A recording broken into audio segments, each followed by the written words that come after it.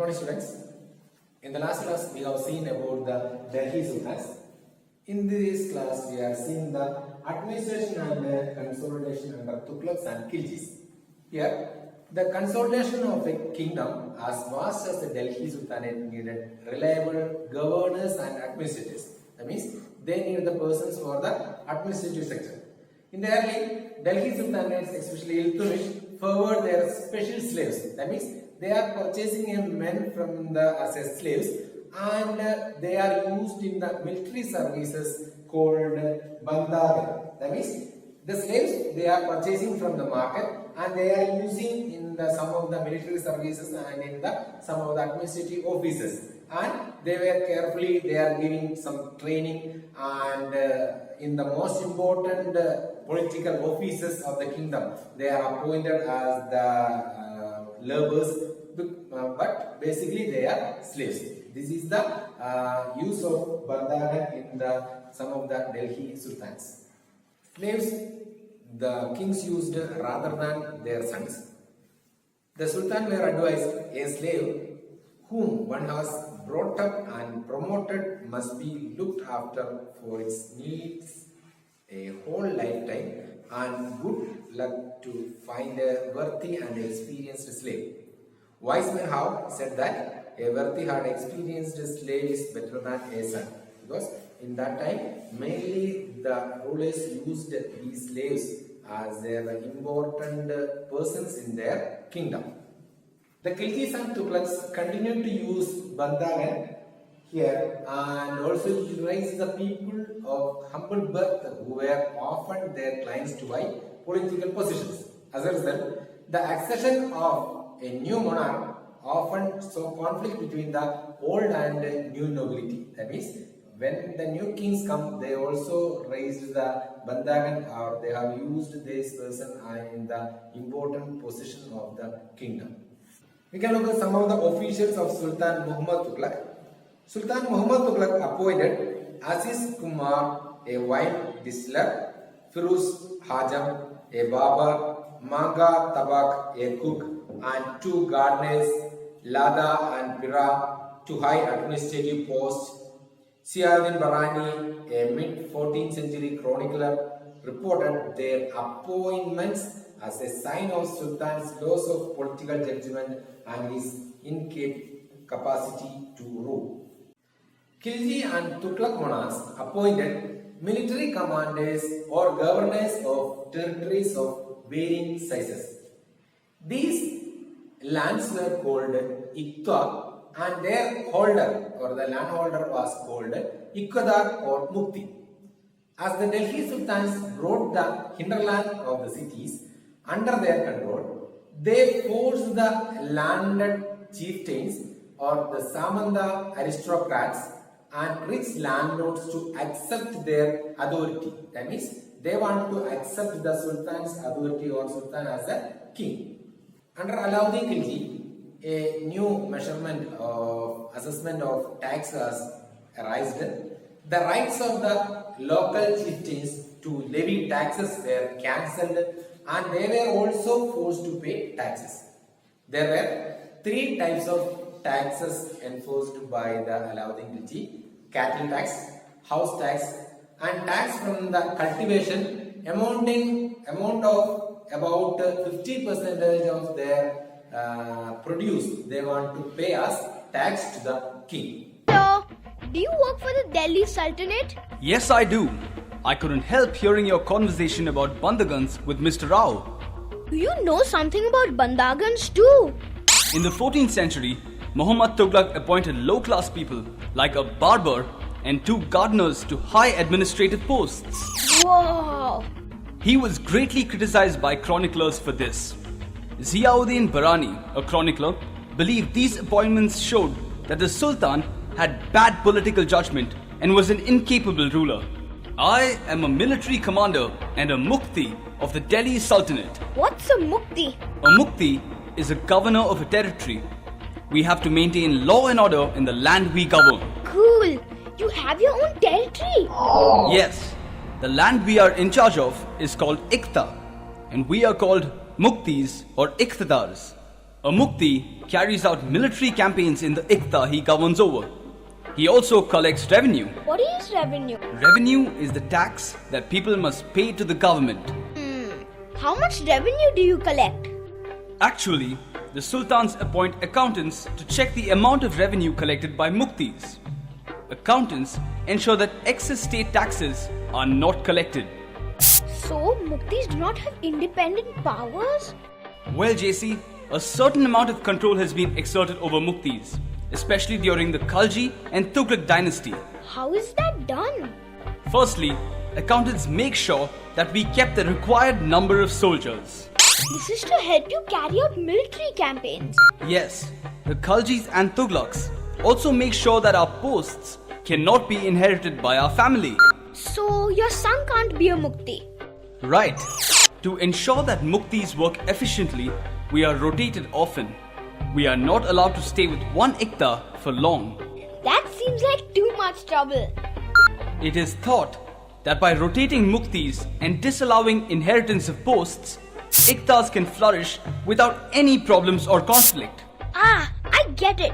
Our class teacher often rotates us so that we always have new partners. And because of that, we all fight less. There are also other changes in the administration under the Khiljis and the Tughlaqs. Local chieftains of hinterlands, known as Samanta aristocrats, are not allowed to collect taxes anymore. The hinterlands? Once the hinterlands became part of the Delhi Empire, the chieftains had to accept the Sultan's authority.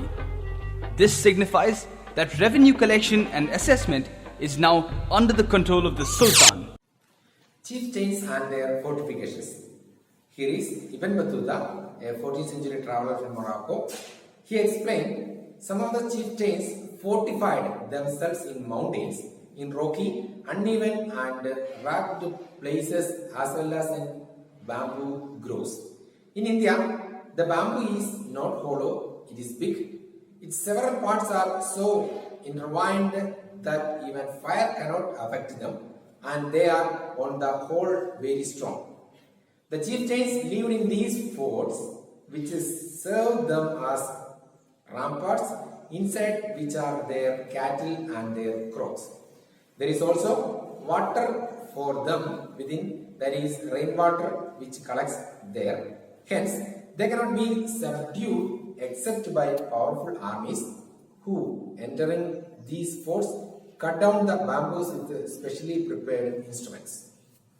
We can see what are the administrative challenges done by the Alauddin Khilji and Muhammad bin Tughlaq. A comparative study between the Khiljis and the Tughlaqs. Khiljis.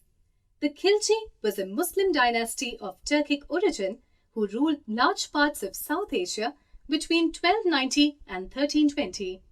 It was founded by Jalaluddin Firuz Khilji and became the second dynasty to rule the Delhi Sultanate of India. Tughlaqs. The Tughlaq dynasty was a Muslim dynasty of Turkic origin which established the third dynasty of the Delhi Sultanate in medieval India.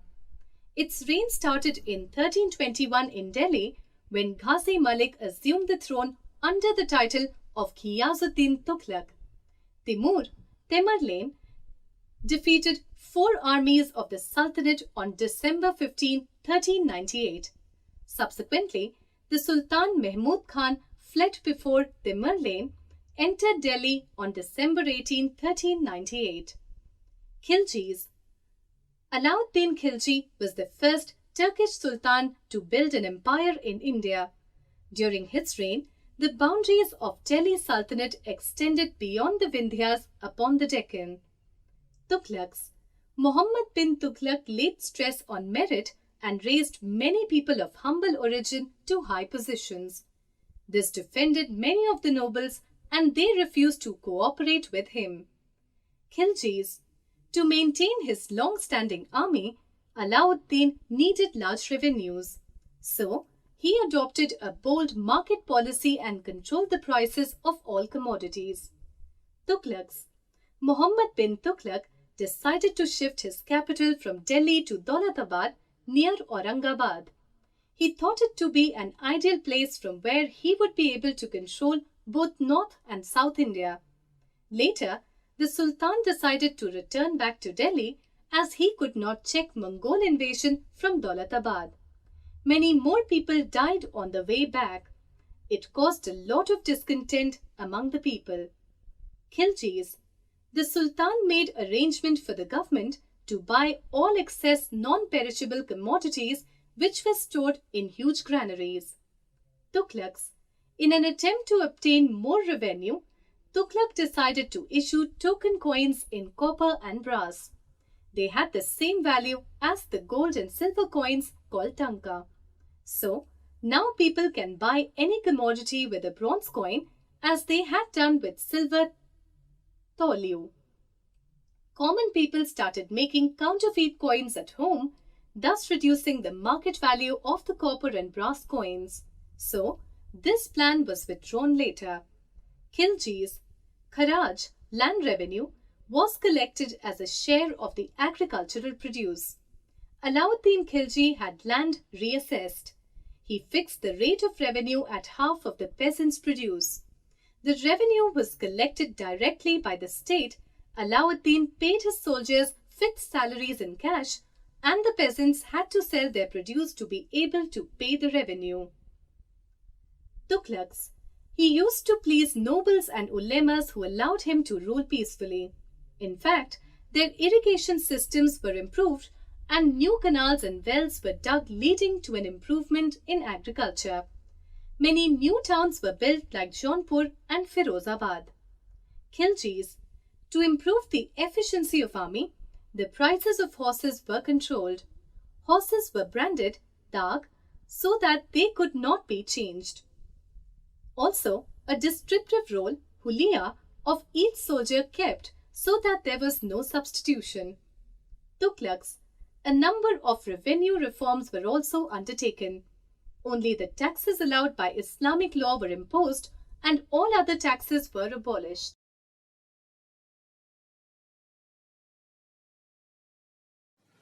The Tughlaqs signed Lodhi dynasties ruled from the Delhi and Agra until 1526. Jaipur, Bengal, Malwa, Gujarat, Rajasthan and entire South India had independent rulers who established flourishing states and prosperous capitals. Some of the states established in this period were small but powerful and extremely well administered. Sher Shah Suri, he was the well-known ruler. He eventually challenged and defeated Mughal Emperor Humayun. Sher Shah established his own dynasty after capturing Delhi. Sur dynasty ruled for only 15 years. His administration became the model and followed by the great Emperor Akbar. We know that the great ruler of the Mughal Empire. About the Mughal Empire we will learn in the next chapter. So go through the textbook, read it carefully and note down the question answers in your notebook. Our capital Delhi has a long history. People have continuously inhabited Delhi since the 6th century. However, it did not become a major city until the early 12th century. During the 12th century, the Chauhans conquered the city of Delhi and transformed it into an important commercial centre. In 1192, with the defeat of Prithviraj Chauhan, Delhi again changed hands. And now, for the first time, it came under Muslim rule, established by Muhammad Ghuri. In 1206, Ghuri appointed one of his generals, Qutubuddin Aibak, as the governor of Delhi. Thus was established the first Muslim dynasty in the Indian subcontinent at Delhi. It was called the Mamluk Dynasty. From 1206 to 1526, Delhi was ruled by many rulers of different Muslim dynasties. They all preferred the title of Sultan, and so this period of history came to be known as the Delhi Sultanate. It started with the Mamluk Dynasty and was followed by the Khilji, Tughlaq,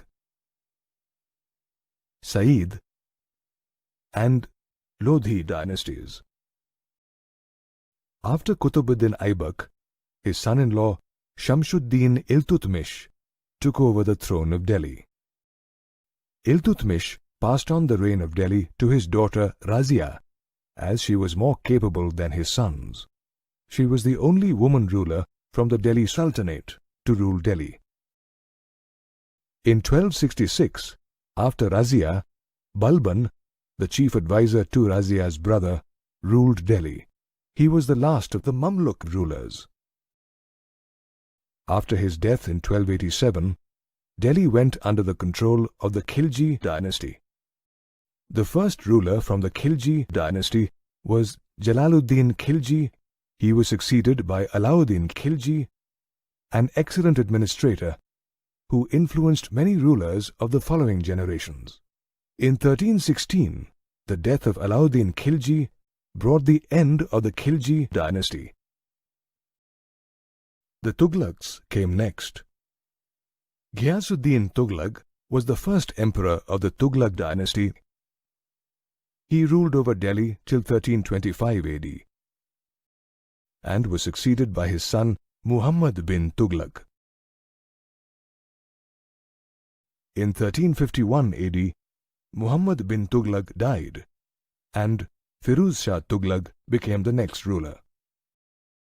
After his death, the Tughlaq dynasty became weak. In 1398, Timur from Central Asia attacked India so as to loot and plunder it. Delhi was in ruins after his attack. He appointed Khazir Khan as the governor of Multan and Sindh and left India. Later, Khazir Khan founded the Sayyid dynasty, which ruled over Delhi from 1414 to 1451 AD. After his death in 1421, the rule of the Sayyid dynasty was taken over by Mubarak Shah. After his death, the dynasty did not last long, and Bahlul Lodhi, an Afghan noble, established the Lodhi Dynasty in 1451. After him, his son Sikandar Lodhi took over the rule of Delhi and shifted his capital to Agra. He was succeeded by Ibrahim Lodhi in 1517, but was unable to gain the support of the Afghan nobles, who started fighting among themselves and began plotting against Ibrahim for power. Finally, Daulat Khan Lodhi, the governor of Punjab and uncle of Ibrahim, invited Babur to invade India. In 1526, Babur defeated Ibrahim Lodhi in the first battle of Panipat and founded the Mughal Empire in India. And so ended the rule of the Lodhi dynasty over Delhi. This also paved the way for the formation of the Mughal Empire in India.